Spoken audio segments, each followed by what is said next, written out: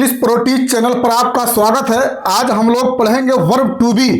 देखिए बच्चों, जो इज है, एम है, आर है, वाज, वर, विल बी या शैल बी, ये टू बी से बने होते हैं। टू बी का मतलब होता है होना, और इनका भी मीनिंग या अर्थ कहीं ना कहीं होना ही होता है। अब देखिए कैसे होता है, हम वाक्य को बनाएंगे तभी जान पाएंगे। देखिए लिखा, मैं एक शिक्षक हूँ।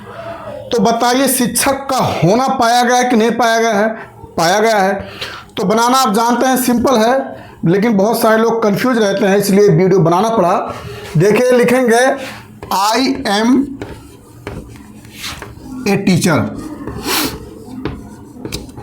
अब यहाँ बच्चों आपको ये बताना है, ये सिंपल सी बात है, सब जानते हैं। इंग्लिश का कोई भी वाक्य जब हम बनाते हैं तो उसमें सब्जेक्ट लिखते हैं, वर्ब लिखते हैं, उसके बाद ऑब्जेक्ट या कॉम्प्लीमेंट जो भी हो उसको लिखते हैं। अब सवाल ये उठता है कि सब्जेक्ट को कैसे पहचाना जाए, वर्ब को कैसे पहचाना जाए, और ऑब्जेक्ट को या कॉम्प्लीमेंट को कैसे पहचाना जाए। देखिए मैं आपको बताता हूं, सारा कंफ्यूजन जो है आपका दूर होगा। यहां पे लिखा मैं एक शिक्षक हूं, तो जब भी आप सब्जेक्ट को पहचानेंगे तो इस तरह पहचानेंगे कि किसी सेंटेंस में जिसके बारे में बात की जाए वही सब्जेक्ट होता है। तो इस सेंटेंस में किसके बारे में बात हो रही है? मेरे बारे में। मैं एक शिक्षक हूं, मेरे बारे में बात हो रही है, तो मैं एक सब्जेक्ट हूं। तो हमने सब्जेक्ट की जगह पे आई लगा दिया। उसके बाद आप जानते हैं वर्ब लिखा जाता है। वर्ब का क्या डिफिनेशन होता है? वर्ब जिसमें किसी काम का करना पाया जाए या स्टेट या अवस्था पाई जाए। तो यहाँ पर देखिए बच्चों, शिक्षक का होना ये कोई काम नहीं है, ये एक स्टेट है। इसमें जो क्रिया लगेगी वो स्टैटिक वर्ब होगी। इज एम आर जो होते हैं स्टैटिक वर्ब होते हैं। तो हम यहाँ पे लगा देंगे सब्जेक्ट के अकॉर्डिंग एम आ जाएगा, तो एम लगा देंगे, वर्ब हमारा एम हो जाएगा। अब सवाल उठता है ऑब्जेक्ट या कॉम्प्लीमेंट क्या है? ऑब्जेक्ट जो होता है सब्जेक्ट के द्वारा किए गए काम का असर जिस पर पड़ता है वो ऑब्जेक्ट होता है। और जिन सेंटेंस में सब्जेक्ट के द्वारा कोई कार्य ना हो, प्रायः उसमें ऑब्जेक्ट की प्राप्ति नहीं होती है।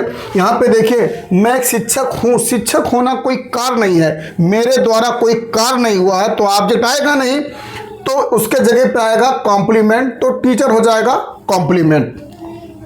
अब सवाल उठता है और कि किस तरीके से कॉम्प्लीमेंट को पहचाना जाए। कॉम्प्लीमेंट वो होते हैं जो सब्जेक्ट के बारे में एक्स्ट्रा जानकारी देते हैं। देखिए teacher, I am a teacher, teacher किसकी जानकारी दे रहा है? आई, मेरी सब्जेक्ट की। तो हमेशा जो कॉम्प्लीमेंट होता है वो अगर सब्जेक्ट की जानकारी दे रहा है तो सब्जेक्ट ही कॉम्प्लीमेंट हो जाएगा, और अगर ऑब्जेक्ट के बारे में एक्स्ट्रा जानकारी दे रहा है तो वो ऑब्जेक्ट का कॉम्प्लीमेंट होगा। अब यहाँ पे देखिए इस तरह हम बनाते हैं बच्चों। अब ये वाक्य देख लीजिए, दूसरा जो वाक्य है, वे छात्र हैं। तो इसमें भी छात्र होना ये कोई कार्य नहीं है, ये इसमें भी स्टैटिक वर्ब होगा। और छात्र हैं तो छात्र का होना पाया गया, तो यहाँ पे जो हम लगाएंगे आर वो भी टू बी से बने हैं। तो इस तरह हो जाएगा, वे का अंग्रेजी होता है दे आर स्टूडेंट। अब यहां देखिए, हम पार्क में थे, तो पार्क में थे हमारे द्वारा किसी कार का वर्णन वहां पे नहीं हुआ है, पार्क में होना पाया गया है।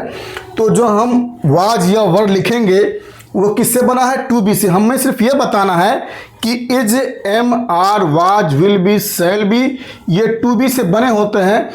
इसको बाद में चल के बहुत काम लगता है, अगर हम इंटरमीडिएट में सिंथेसिस बनाते हैं तब भी इसका काम लगता है, क्योंकि जिन वाक्यों में वाज आता है तो वाज का अगर हम फर्स्ट फॉर्म लिखेंगे तो बहुत लोग नहीं जानते हैं वाज का फर्स्ट फॉर्म क्या होता है।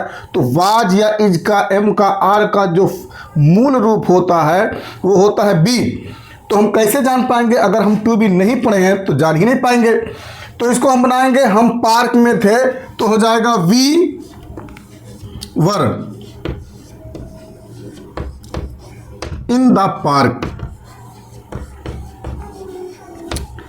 अब बच्चों यहाँ पे देखिए, आज ठंड है, ठंड है, ये मौसम की बात है। इस सेंटेंस में भी किसी कार का वर्णन नहीं है। और आप जानते हैं कि जब मौसम की बात हो तो वहाँ पर हम सब्जेक्ट के रूप में इट का प्रयोग करते हैं। यहाँ पे इट का प्रयोग होगा तो हो जाएगा इट, और उसके बाद हमने सब्जेक्ट इट लगा दिया।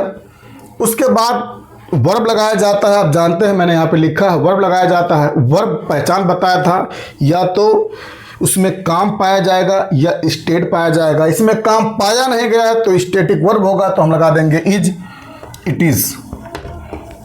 उसके बाद लिख देंगे कोल्ड, उसके बाद लिख देंगे टुडे, आज। मेरा भाई बाजार में होगा। यहाँ पर बाजार में होना ये कोई काम नहीं है, ये एक अवस्था है, स्टेट है। स्टेटिक वर्ब का प्रयोग होगा। और आप जानते हैं जिसमें स्टेटिक वर्ब का प्रयोग होता है उसमें प्राय आप कॉम्प्लीमेंट होता है, ऑब्जेक्ट नहीं होता है। तो सब्जेक्ट अब बनाएंगे कैसे, बहुत आसान है। कुछ चीज़ें बताने के लायक थी तो बताया गया।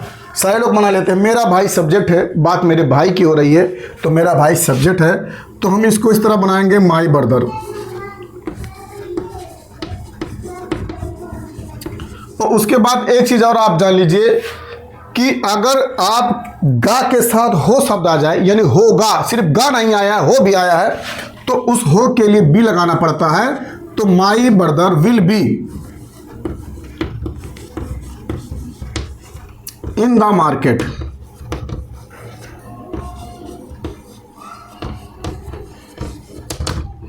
अब यहां पे देखिए बच्चों, मैं बीमार था। इस वाक्य में देखिए सब्जेक्ट मेरे द्वारा कोई काम नहीं हुआ है। जब बीमार था तो काम कहाँ से करूँगा, सब्जेक्ट के द्वारा किसी काम का वर्णन नहीं हुआ है। जिन सेंटेंस में सब्जेक्ट कार्य नहीं करते हैं उसमें जो है स्टैटिक वर्ब पाया जाता है, एक्शन नहीं होता है। और एक्शन ना होने की वजह से ऑब्जेक्ट की प्राप्ति भी नहीं होती है, कॉम्प्लीमेंट होता है। देखिए हो जाएगा सब्जेक्ट आई, और उसके बाद हो जाएगा वाज, उसके बाद हो जाएगा सिक। मैं बीमार था, आई हो गया सब्जेक्ट, वाज हो गया वर्ब जो कि एक स्टैटिक वर्ब है ना कि एक्शन वर्ब है, और सिक हो गया कॉम्प्लीमेंट ना कि ऑब्जेक्ट। और यहाँ पे देखिए क्या मैं निर्धन था, तो यहाँ पे क्वेश्चन पूछा है। भले एक क्वेश्चन पूछा है, सेंटेंस हमारा इंट्रोगेटिव है, लेकिन ये भी स्टैटिक वर्ब है। वर्ब टू बी का इसमें प्रयोग हुआ है, इसमें किसी काम का वर्णन नहीं हुआ है।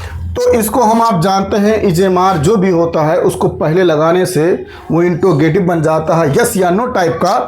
तो हम लगा देंगे वाज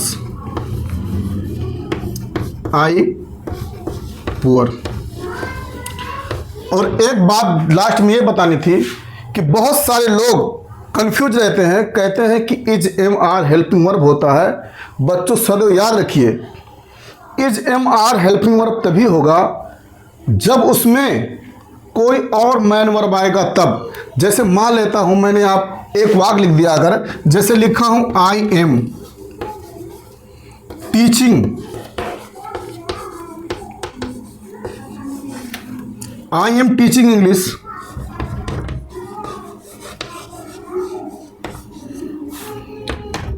मैं इंग्लिश पढ़ा रहा हूं। तो यहाँ पे देखिए बच्चों दो वर्ब है, यहाँ पे एम स्टैटिक वर्ब भले ही है, वर्ब है, और टीचिंग एक एक्शन वर्ब है, मैन वर्ब है। तो जब वर्ब दो हो तब इजमार जो होता है वो हमारा हेल्पिंग वर्ब माना जाता है।